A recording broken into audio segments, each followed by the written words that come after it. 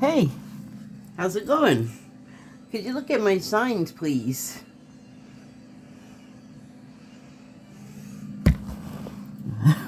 Nothing. So I'm just gonna move that. I pulled some cards. I guess I'm having a little trouble getting started.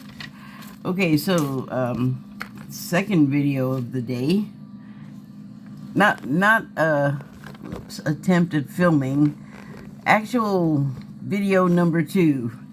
Whole other subject for today. And so I pulled 2 cards. One was from the Shaman's Dream Oracle deck.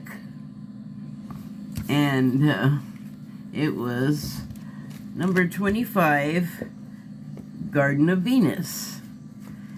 And I don't think I didn't. Hold on a second, I'll be back. Okay. Is it okay? Or can't see? Okay. So,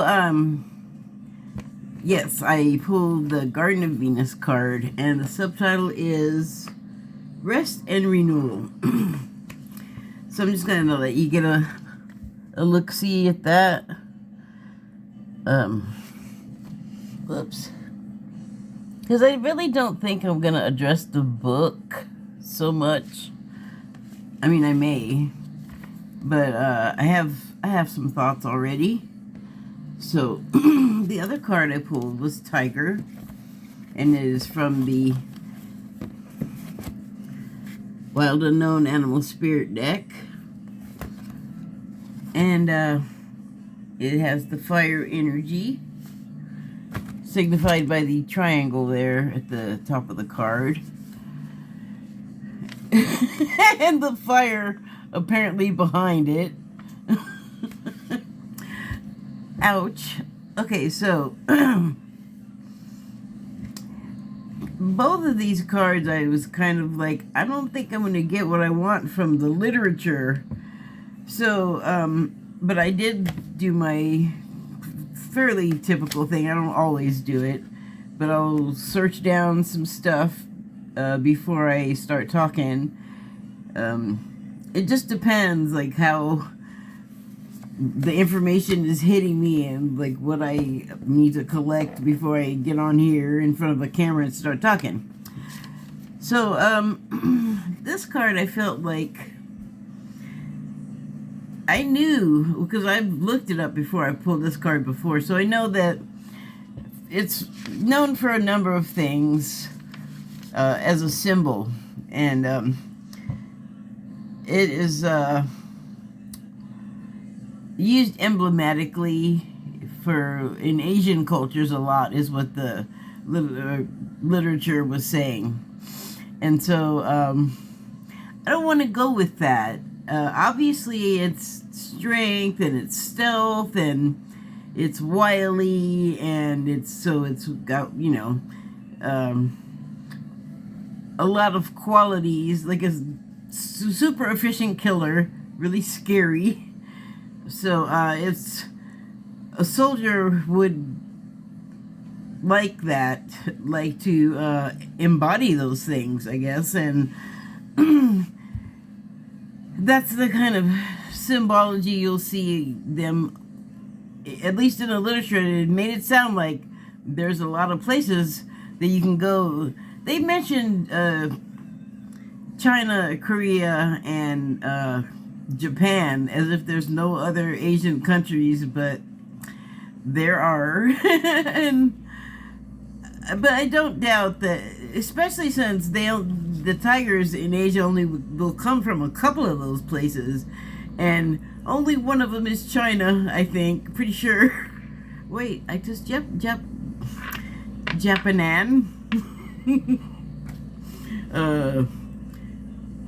What is the other word for it? I can't remember the Japanese name for Japan. Oh. I don't know why, but that's disturbing to me. I should know that. I want to say Nikko, Nikko, but I don't think that's right. You know what? Why am I agonizing? Let me just take a look-see. I'll be right back. Oh, no, I won't. Can't do that when the camera's rolling. I mean, I can stop it, but if I try to go to a different tab, it'll stop. The filming will stop and I won't be able to restart it. So, oh, the information box. How could I forget? So, anyway, that's the sort of thing that you'll find if you just look up white tiger symbolism. And then they had a bunch of dream stuff, which not really what I was looking for. I mean, I did not have a dream about a tiger. So, any other things about that?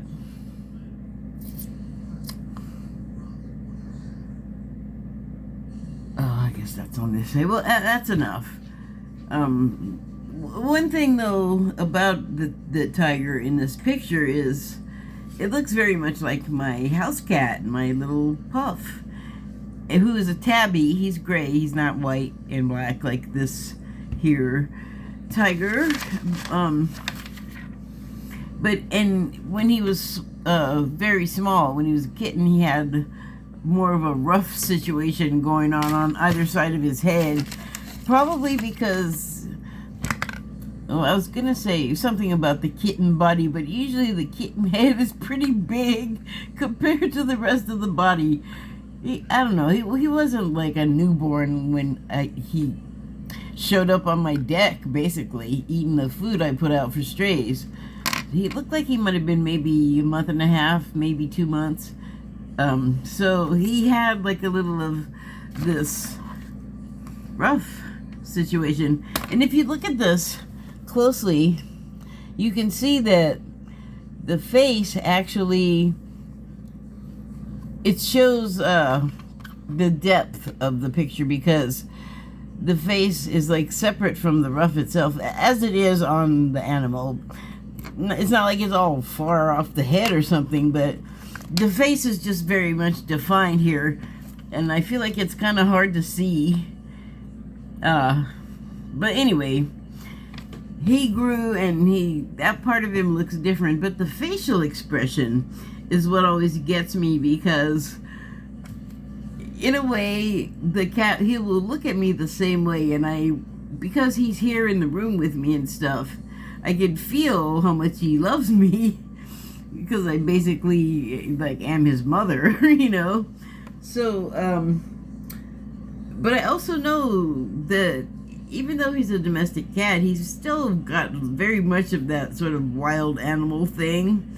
And he was outside when I found him. He was like already an outside kitty because someone just left him here. My poor baby. But so I know, and from having lots of cats, I've learned this, that they'll get a certain look in their eye, and you have to watch out, like you don't know what it's going to do. Sometimes their pupils will become very much dilated, and that is worrisome on one hand, because if it's when they're angry and that happens, that is like, I mean, they have levels of anger just like us. But I would say if you put your hand or something anywhere near a cat with eyes like that, and it turns out to be the angry kind, you're going to find yourself shredded or bitten, I would say. Like, it's very much like danger. It feels in danger, or something that makes it dangerous. Or they can do this other thing where they look like this. And like I said, I can feel the love of my cat, but I can also feel when he's like not even thinking about me, but he might be looking at me, and I don't know what he's thinking, because the eyes and the whole body, they can be so still that he'll look like a dang doll. And so I mean, that's a little scary too. Like the idea of your cat doll like going nuts on you like something out of Five Nights at Freddy's. But it can be deceptive, like the dilated pupils. He could just be sitting there looking all still and looking at you and looking like a fake thing, and then all of a sudden turn into a buzzsaw. they have that deceptive quality. The cats do. But you know, they cannot articulate what they're feeling as well as we can. If we're doing so well, why the hell can't we talk to and understand our animals? Humans, we give ourselves so much more credit than we probably really do. So, because I don't know if you know this, but animals can speak to each other telepathically, and in my world, that's an elevated state of being. Telepathy. To be telepathic. And I kind of feel like, well, I know that every cat I've had, every being I've been in contact with has been teaching me something. The cats are teaching me about relationships, oddly enough. I know how that sounds, but many of the same dynamics exist. You have a very intimate relationship. You sleep together. You eat together. You do most things together. You know, you have a lot of physical contact. It's, you know, it's like a love thing. So I think it's more physical than humans can handle, you know. But there are parallels, I think. And I'm not the only one to make this observation. Okay, I've read it. I've read it in a number of places. But it is, I think, instructive because they can't talk to you unless you learn to like understand each other. And there are certain physical things that he does that I know are his way of signaling like disapproval, or that I'm not like, I'll ask him, do you want this? And he'll scratch, and I'll go, okay, well, how about this? Do you want this? And I'll just keep doing it until I get the right answer. And I don't know, one day I just realized, oh, okay, this is like how we figure out what he wants. But then other times, it is like a telepathic thing. And ow, good grief. One thing that I notice a lot about the telepathic thing is when I'm thinking of like affectionately of like my person, dude, he'll come running from outside. And while I do have lovey-dovey feelings for my kitty, it's not the same thing. I just think it's so interesting that the two correspond with him. And, you know, that's confusing for everyone. Ow, I think so. Anyway, but amusing. Confusing and amusing. So the cat, I just feel like earlier I did a video on the nature of negativity, and a lot of it, of course, was surrounded or built around my own experiences with it. And so I kind of just wanted to get completely out of that mode. And I did, you know, and I wasn't feeling negative, but, you know, just kind of talking about it and being conscious of it, it brings a certain something to like the mood and whatever, so you get done with it and move on. And but the thing that of course I'm going to end up going back to it kind of, the thing about the tiger that I did find that I was kind of looking for that was beyond just like the obvious is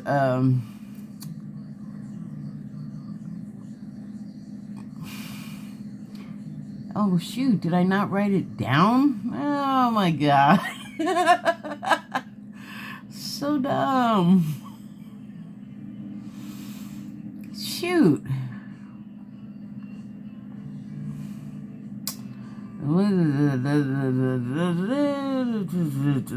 I went right up to it. Yeah, I said that. Just give me a second here. Sorry about that.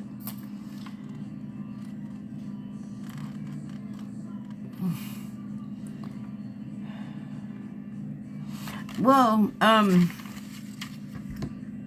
don't know. Maybe it just doesn't really connect with all of that other stuff that I normally talk about, but I feel like in a way it does. I'm just going to pin that for a moment and move to this, which is not going to be a far move. This here, in the past, I've looked at this as like homecoming, like if you can see. Let me make sure I know what I'm talking about here. Now I know I've looked at this card and seen something completely different.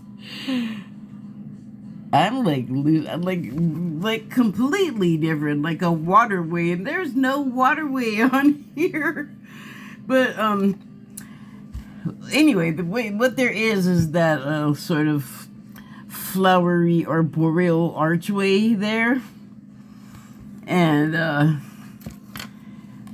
I swear I've always seen this as like a sort of like coming out of a cave almost into like a clearing, and this was a bay, like the lawn that's happening there. That was water. That was like okay. Still though, I mean, there's horses and you can walk and there's wagons and carriages and such. Either way, this is like coming in from like a surrounding garden, like surrounding the estate, because this is like a very like abundant place. It's an abundant place. I want to say that it's like a place of wealth or something, but maybe I should go with abundance because that has more of like the spiritual meaning to it in this context, especially. So, but generally, like coming back home to your castle and everything is like, it's just nice, everything's green and flowery, and maybe it's like the morning time and it's kind of misty and, cool, and it just looks like such a nice place to be, like such a nice place to come home to, like an idea maybe of what it would be like. And you might have someone waiting for you there for, their little meal and maybe some attention and companionship, and that's okay. And those are things that, that makes me happy. Those ideas make me happy. I'm going to read from the guidebook about the Garden of Venus. Let me just interrupt myself real quick to just say, if you don't know, Venus was a Roman goddess.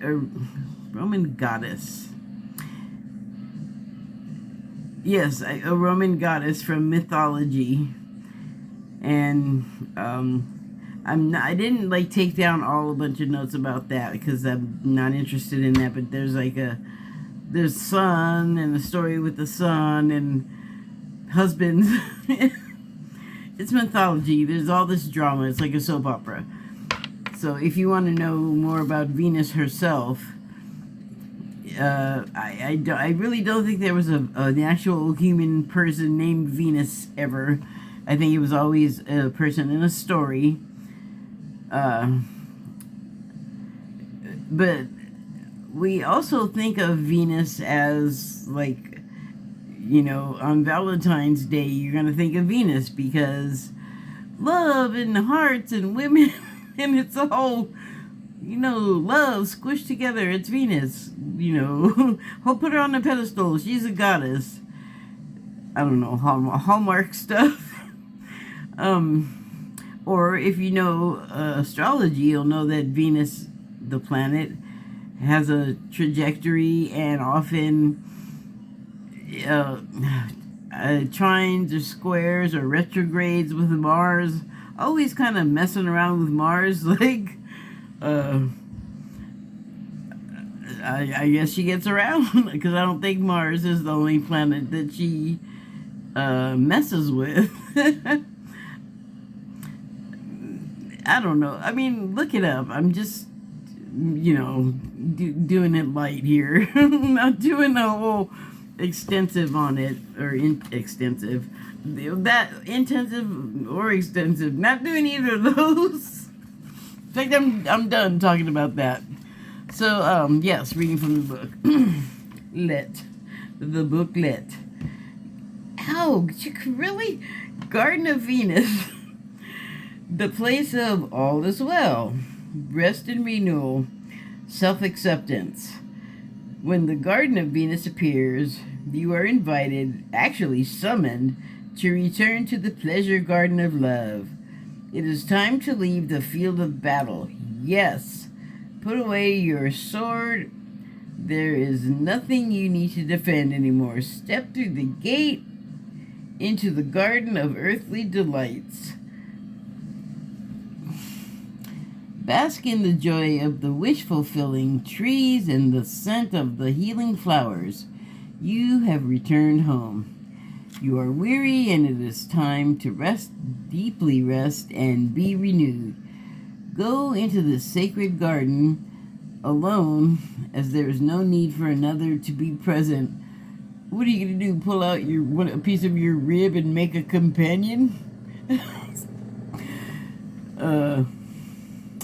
Oh, I lost my place. Go into the sacred garden alone, as there's no need for another to be present to experience its pleasures. Really, stop looking for the other. Enter by yourself. Okay. Sorry. Allow your senses to intoxicate you. Leave all thought behind. Lose your analytical mind and return to your body. In the Garden of Venus, there is a still pond that shows you your reflection when you stoop down to drink. Like the star. Who is that? The star card in tarot, excuse me. Who is that staring back at you? Look at who you've become. Rinse your face with those healing waters and practice deep acceptance. Love who you have turned into with all your imperfections and blemishes. The goddess Venus holds a mirror that allows you to see yourself in all your flawed beauty. Do not become caught in its spell. After a quick glance, take the mirror with you and return to the battlefield, that you may reveal to others who they are becoming. Then you will no longer have use for your sword. Well, that's interesting. You better not be on like one of those physical war battlefields with like weapons and bombs and stuff, talking about, let me reflect upon you and then you can mirror my reflection and we can be all copacetic. Like, I don't see that happening. It's a funny thought though. And that's not what she said anyway.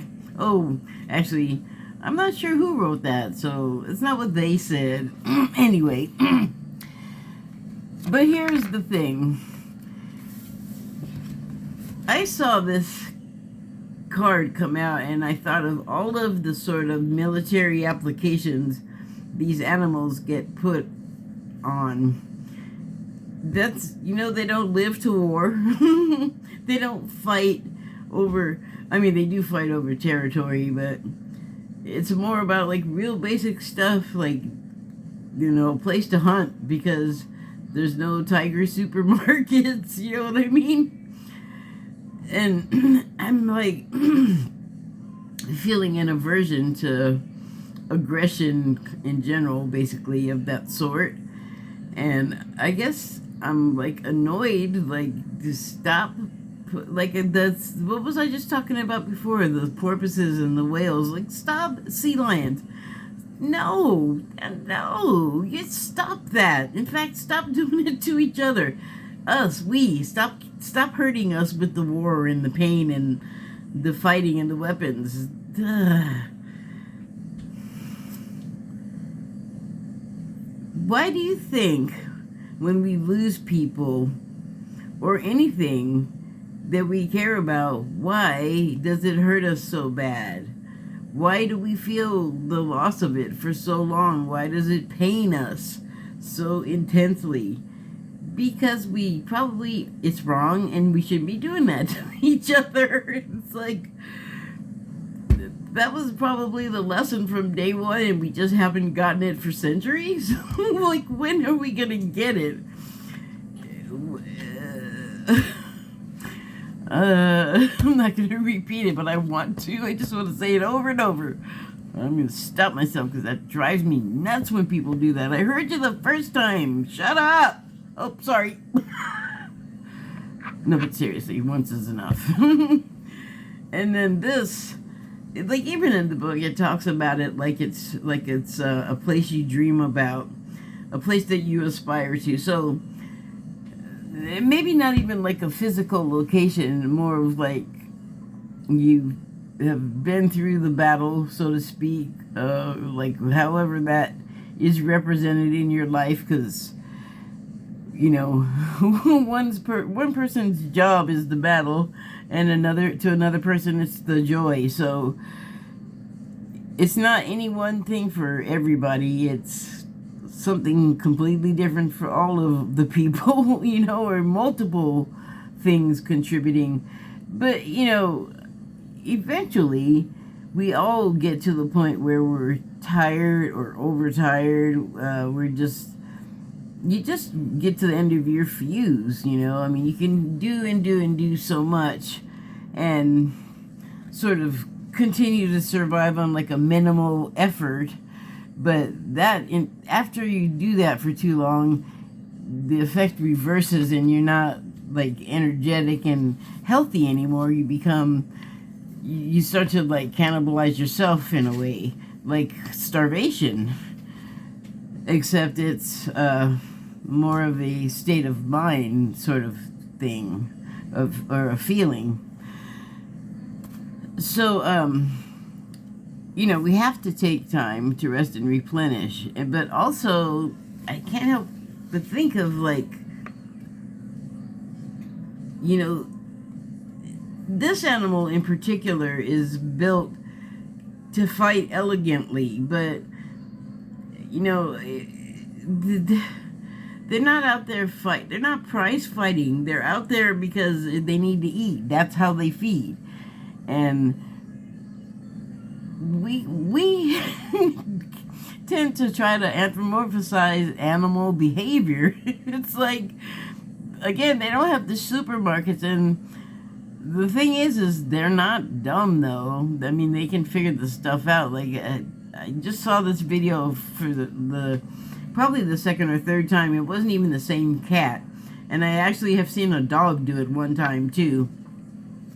Was a cat brought a leaf to a fishmonger because it saw people getting fish and handing the guy pieces of paper that probably looked like leaves, you know, and the cat was hungry. So the honest little kitty goes over and tries to pay. And it just breaks my heart every time. But it apparently always breaks the heart of the fishmonger because they tend to adopt the cat, or someone that is their regular customer does, or something. It's I don't know why it's so heartbreaking, because it always ends up working out. But it just illustrates to me that, you know, that was a domestic cat. But it's not like these cats can't learn the same way. There's plenty of videos on YouTube where you'll see big cats at preserves or wherever, and they're treated and act just like small cats. They're fascinated by laser toys, and they like stuffies, you know. They purr, they like treats, they're cats. But they're not necessarily weapons, and, you know, what we admire about them, I think we should just remember, like, we're looking at it from our point of view, like our ability to comprehend, I guess, because what we don't comprehend is we're not cats, we're not animals. We don't have to. They don't, like I said, they don't do it for sport. They do it for necessity. And we do all kinds of things for sport that are, I think, ultimately damaging to people, places, and things.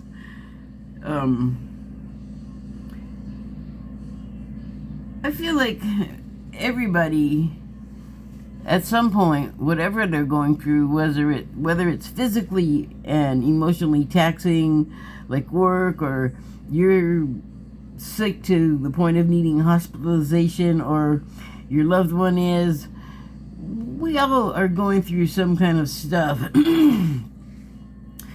And it never seems to stop, like there's always something. And it starts to feel like, I know we can't get any rest, and there's a lot of stimuli all the time, especially the external stuff that we have to kind of like make our way through, like a hall of mirrors or something, because there's just a lot of stimuli. It doesn't even begin to describe the astronomical number of that stuff and the computations that we are making with our bodies all at the same time. Like we could really give all of ourselves a break and maybe get off each other too, like give each other a break. Stop taking everything so personal and making everything such a big deal, because half of the stuff we get mad at each other about is blown out of proportion and often not even true. So I feel like this is a message for like whoever's listening here to just like stop. Just take that sick day, take that mental health day, and then if you have to go back the day after the next, then take the day with you. Carry it around in your heart and your mind. And more than anything, give yourself some comfort. Like just, no matter what you believe or what urgency you think everything is happening at the velocity of, you can always take a moment or a day. And some of us can't do that, so we got to work it. And like work with what you got. If you don't have that amount of time, take the time you do have in the way that you do have it. And I'm just saying this, I'm not like telling anybody to do it. I just am like looking at the world and thinking how I feel, but also looking at people and thinking how I would feel if I were in their position. Like, thank God I don't have to have a job now. I keep saying that, I know. And there's a reason why most of my jobs were not great, or I don't have great things to say about them. It is because they were low-paying jobs, and that is just like, if you are doing a low-paying job and they're not nice to you, like if the public that you have to deal with is generally not very pleasant, or the people that you work with or for also pay into that, it all ends up being kind of like not your favorite place to be. I don't think I'm alone in that. And there was a reason I took the like lower level crappy jobs and didn't like work for something else like better, subjective. And I'll just tell you, I didn't want that. I didn't want like all of the things that people are, that people tend to want in our society. So I don't know, I like to tune out, drop in. What is it? Tune in, turn off, drop out, whatever. I like to do it all in the reverse. But I feel like, I don't know, like I've been seeing things for probably about a week, and it has to do, I'm sure, with the upcoming solstice, which is what, like tomorrow. It might be tomorrow today. Anyway, it's the shortest day of the year, which that might make us feel kind of weird too, like as a whole, because a bunch of us are on daylight savings, so it's like the light is at the wrong time of the day, and the dark is also at the wrong time of the day, and it depends on who you are, like how that looks, but there's a lot of stuff going on in the world to make us emotional, and even if that's not what's making us emotional, being around everybody else being emotional is definitely having an effect. We all show that differently, and sometimes not at all, but I can't help believe that everybody isn't feeling something, because like, okay, it's Christmas season, and like everybody kind of feels that, and there's a lot of like humor right now that you can see on television that about like Christmas, and then Jews being all over the place, intermixed with it, and it's like a joke on the shows, but it's like, it's actually not a joke in life, because yeah, all the Christmas people, and it is everywhere, and it begins months before the day, so it's like, it's annoying if you are, like, I was baptized a Christian, so it was like my thing, and I don't, like, disavow Christmas, only in the sense that, like, if I get a gift, I love it, I like to give them if I can, but about any other part of it, I don't really have anything about it. But, it's part of that whole, like, post-Halloween holiday season where people get together. So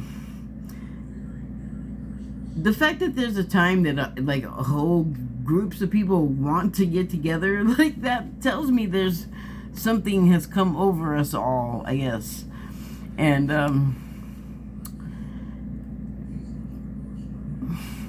I saw a Muslim on a talk show today, and the host asked them, the Muslim guest, or he didn't ask them, but they said Merry Christmas to him, and it's like, I don't know, are you supposed to not say it? I mean, I knew that this person is Muslim, so I might have said, are you having a good holiday season? That seems pretty harmless. And I don't know who I'm trying to not harm. I don't really have an audience like that. I just was picturing. How do you picture a sound? What was sound picturing my non-existence audience reacting? Anyway, what am I getting at? I'm not sure. Somewhere in the jumble of what I've been saying is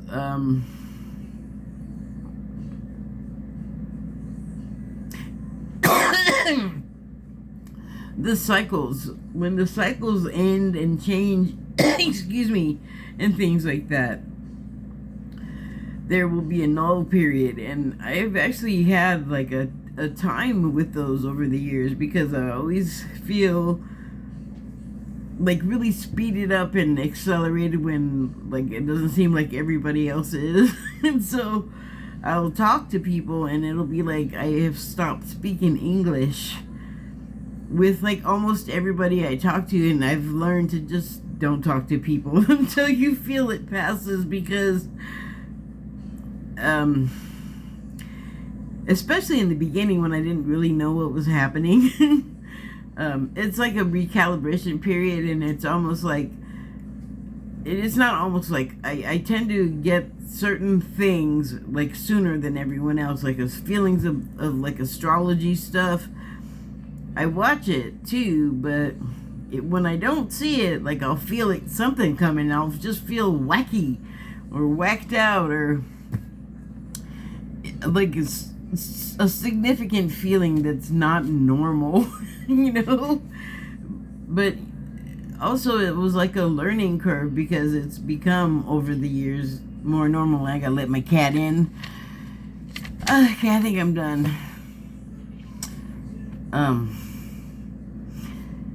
Everybody really take a rest and relax and put down your beast sword and be your soft, cute beast self. I was just about to roll away without shutting off the camera. Thank you and good night.